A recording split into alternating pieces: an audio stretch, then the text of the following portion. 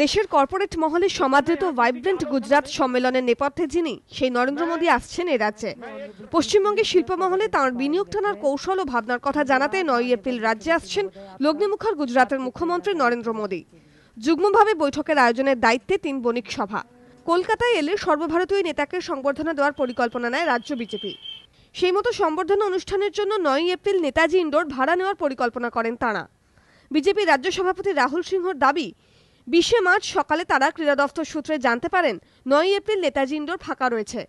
কিন্তু তাঁদের অভিযোগ, সেদিন বিকেলে ইন্ডোর ভাড়া নিতে গেলে বুকিং কাউন্টার থেকে বলা হয় 9 তারিখ একটি বেসরকারি সংস্থার নামে নেতাজি ইন্ডোর বুক রয়েছে।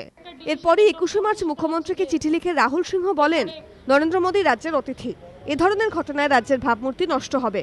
রাহুল সিংহর দাবি, এরপরই মহাকরণ থেকে রাজ্য বিজেপির দফতরে একটি ফোন আসে।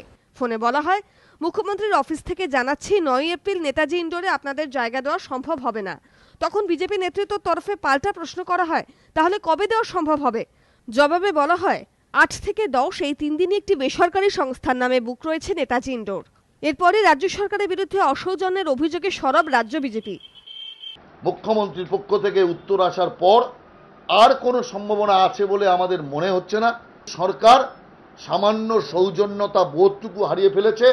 একজন রাজ্যের অতিথিকে পূর্ণ মাত্রায় সম্মান জানানো ক্ষেত্রে ওই সরকার কার্পণ্য করছে। সেই জন্য নরেন্দ্র মোদীর কার্যক্রম মহাজাতি সদনেই আপাতত হচ্ছে।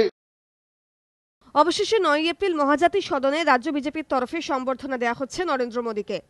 রাজনৈতিক মহলের প্রশ্ন, তবে কি নরেন্দ্র মোদীর সম্ভাব্য লগ্নি বার্তায় অস্বস্তিতে ফেলে দিল রাজ্য সরকারকে? সত্যজিৎ বৈদ্যের রিপোর্ট, এবিপি আনন্দ, কলকাতা।